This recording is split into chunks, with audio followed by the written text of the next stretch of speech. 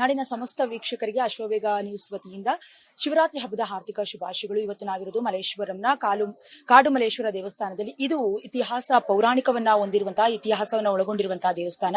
ಇಲ್ಲಿ ಇವತ್ತು ಶಿವರಾತ್ರಿ ಹಬ್ಬ ನಿಜಕ್ಕೂ ಕೂಡ ವಿಜೃಂಭಣೆಯಿಂದ ನಡೀತಾ ಇದ್ದಾನೆ ಅಂತಲೇ ಹೇಳಬಹುದು. ಇನ್ನು ನೀವು ಕೂಡ ದೃಶ್ಯಾವಳಿಗಳಲ್ಲಿ ಗಮನಿಸ್ತಾ ಇದ್ದೀರಾ, ಭಕ್ತ ವೃಂದದವರು ಬೆಳಗ್ಗಿನಿಂದಲೂ ಕೂಡ ಸಾಗರೋಪಾದಿಯಲ್ಲಿ ತಂಡೋಪತಂಡವಾಗಿ ಬರ್ತಾ ಇರೋದು. ಇನ್ನು ಬೆಳಗಿನ ಜಾವ 4 ಗಂಟೆಯಿಂದಲೇ ರುದ್ರಾಭಿಷೇಕ ಜೊತೆಗೆ ರುದ್ರ ಪಾರಾಯಣ ಕೂಡ ನಡೀತಾ ಇರುವಂತದ್ದು.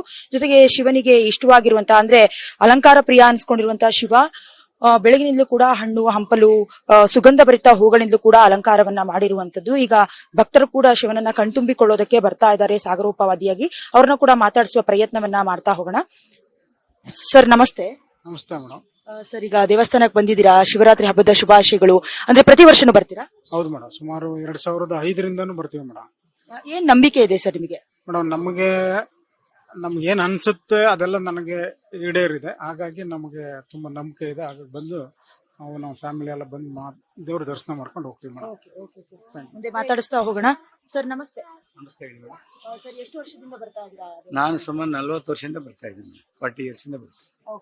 ಸರ್, ನಿಮ್ಗೆ ನಂಬಿಕೆ ಸರ್, ಏನಕ್ಕೆ ಬರ್ತೀರಾ ದೇವಸ್ಥಾನಕ್ಕೆ? ಮೇಡಮ್, ದೇವಸ್ಥಾನ ತುಂಬಾ ಪವರ್ಫುಲ್ ಇದೆ, ತುಂಬಾ ಎಲ್ಲರಿಗೂ ಒಳ್ಳೇದಾಗತ್ತೆ ಅಂತ ನಾವು ಎಷ್ಟು ವರ್ಷದಿಂದ ಬರ್ತಾ ಇದ್ದೀರಾ ಮೇಡಮ್? ಆಲ್ರೆಡಿ ಒಂದು 6 to 7 years ಇಂದ ಬರ್ತಾ ಇದ್ದೀವಿ.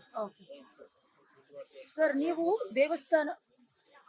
ನೀವು ಶಿವರಾತ್ರಿ ಹಬ್ಬನ ಯಾವ ರೀತಿ ಆಚರಣೆ ಮಾಡ್ತೀರಾ ಸರ್? ಓಕೆ, ಈಗ ಭಕ್ತಾದಿಗಳು ಕೂಡ ಹೇಳ್ತಾ ಇದ್ರು, ಅಂದ್ರೆ ಶಿವರಾತ್ರಿಯನ್ನ ಯಾವ ರೀತಿಯಲ್ಲಿ ಆಚರಿಸ್ತಾರೆ, ಹಾಗೆ ಈ ದೇವಸ್ಥಾನದ ಮೇಲೆ ಹಾಗೆ ದೇವರ ಮೇಲೆ ಎಷ್ಟೊಂದು ನಂಬಿಕೆ ಇದೆ ಅಂತ ಕೂಡ ಹೇಳ್ತಾ ಇದ್ರು.